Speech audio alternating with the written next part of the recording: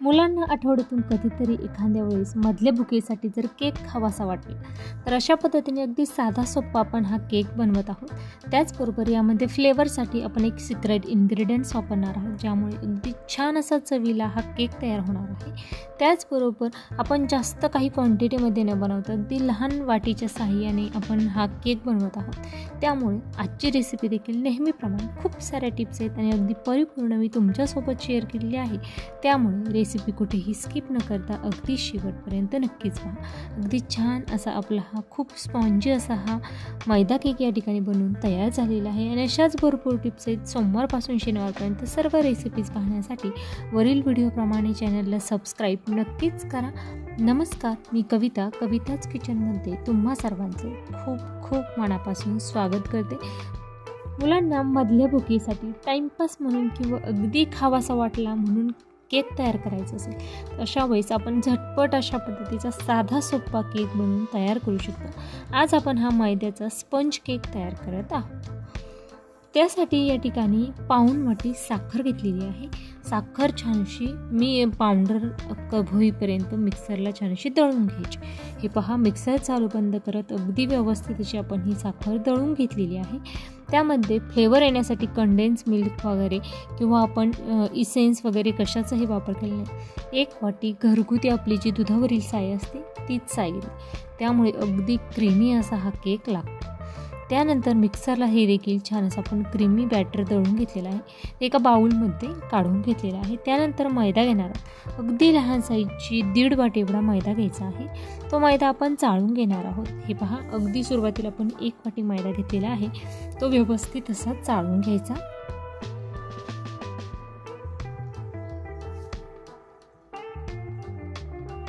त्यानंतर राहिलेली अर्धी वाटी देखील आपण मैदा चाळून घेणार आहोत. मैदा छान असा आपला या ठिकाणी चाळून तयार झालेला आहे. त्यानंतर अगदी पाव वाटी एवढंच आपल्याला तेल वापरायचं आहे, कारण आपण जी दुधावरील साय वापरलेली आहे ना त्यामध्ये खूप सारं तुपाचं प्रमाण असतं. त्यामुळे या ठिकाणी आपण पाव वाटी एवढं तेल वापरलेलं. परंतु तुम्हाला जर दुधावरील जी साय आहे ती जर वापरायची नसेल तर तेलाचं प्रमाण जे आहे ना ते अर्धी ते पाऊण वाटी एवढं घ्यायचं आहे. आता हे बॅटर आपल्याला अगदी व्यवस्थित असं मिक्स करून घ्यायचं.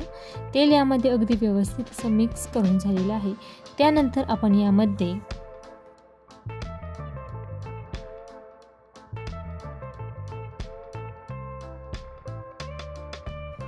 अगदी छान असं हे आपलं व्यवस्थित असं मिक्स झालेलं आहे. क्रीमी असं हे बॅटर तयार झालेलं आहे. त्यानंतर आपण जो मैदा या ठिकाणी चाळून घेतलेला आहे त्या मैद्यामध्ये अगदी लहान साईजचा 1 चमचा बेकिंग पावडर टाकलेला आहे आणि अगदी अर्धा चमचा एवढी बेकिंग सोडा टाकलेला आहे, खाण्याचा सोडा टाकलेला आहे. आता चमचा घेताना अगदी लहान साईजचा 1 चमचा घ्या. त्यानंतर तो यूज करा. अगदी पोहे खाण्याचा चमचा घेतला ना तर तुम्हाला अर्धा चमचा बेकिंग पावडर घ्यायची तर पाव चमचा खाण्याचा सोडा घ्यायचा आहे. त्यानंतर सोडा टाकल्यानंतर आणि बेकिंग पावडर टाकल्यानंतर पुन्हा एकदा आपल्याला हा मैदा छान असा चाळून घ्यायचा आहे. हा मैदा या ठिकाणी आपण 2 वेळेस चाळून झालेला आहे आणि तिसऱ्यांदा आपण जो घेतलेला आहे ना तो अशा पद्धतीने आपण ज्या बाउलमध्ये छान असं आपण हे बॅटर अगोदरचं काढून घेतलेलं होतं त्यामध्ये अशा पद्धतीने व्यवस्थित असं चाळून घेतलेलं आहे, जेणेकरून त्यामध्ये व्यवस्थित अशी हवा भरली जाते आणि आपला केक देखील छान असा स्पॉन्जी तयार होतो. हे पहा, अगदी व्यवस्थित असं आपण हे मिक्स करून घेणार आहोत आणि हे मिक्स करत असताना आपण एकाच डायरेक्शनने मिक्स करणार आहोत. त्यानंतर आपण यामध्ये आवश्यकतेनुसार दुधाचा वापर करणार आहोत.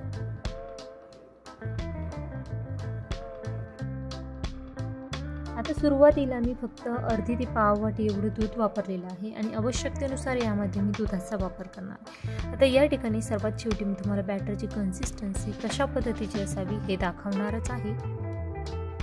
हे पहा, अगदी व्यवस्थित असं आपण हे मिक्स करत आहोत.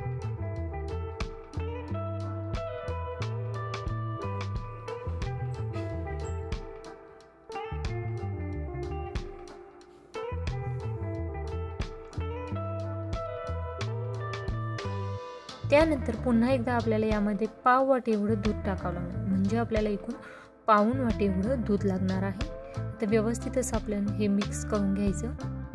या ठिकाणी केकसाठी बॅटरची कन्सिस्टन्सी देखील तेवढीच महत्त्वाची असते. हे पहा, व्यवस्थित असं आपलं हे बॅटर मिक्स करून या ठिकाणी तयार झालेलं आहे आणि बॅटरची कन्सिस्टन्सी आपल्याला अशा पद्धतीची ठेवायची. त्यानंतर आपण ज्या डब्यामध्ये आपल्याला हा केक सेट करायचा त्यामध्ये टाकणार.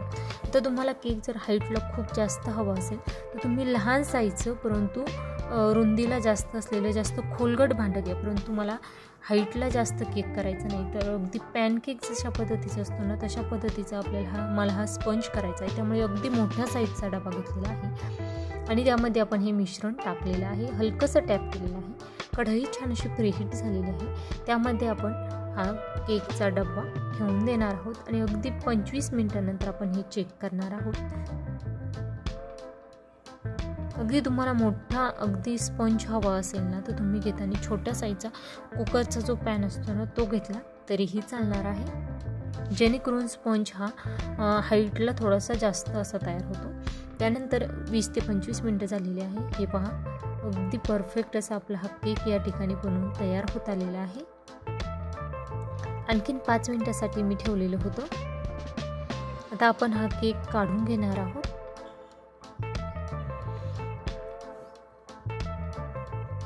चाकूला थोडंसं मिश्रण चिटकलेलं होतं, त्यानंतर मी पुन्हा 5 मिनिटं ठेवलं.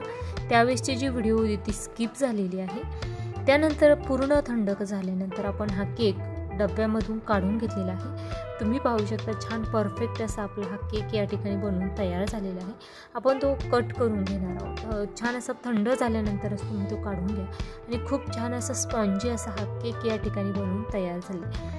अगदी मोठ्या साईजचं भांडं घेतलेलं होतं, त्यामुळे लेअर आपली ही थोडीशी छोटी अशी झालेली आहे. परंतु तुम्ही पाहू शकता किती स्पॉन्जी आणि आतून खूप जाळीदार असा आपला हा केक या ठिकाणी बनवून तयार झाला. हे पहा, रेसिपी करून पहा कशी झाली ते कमेंट बॉक्समध्ये नक्कीच कळवा. रेसिपी आवडल्यास लाईक करा आणि जास्तीत जास्त शेअर करा. त्याचबरोबर चॅनलवर नवीन असाल तर सबस्क्राईब नक्कीच करा, जेणेकरून आठवड्यातील पूर्ण 6 दिवस तुम्हाला माझ्या नवनवीन रेसिपीज माझ्या चॅनलवर नक्कीच शिकायला मिळतील.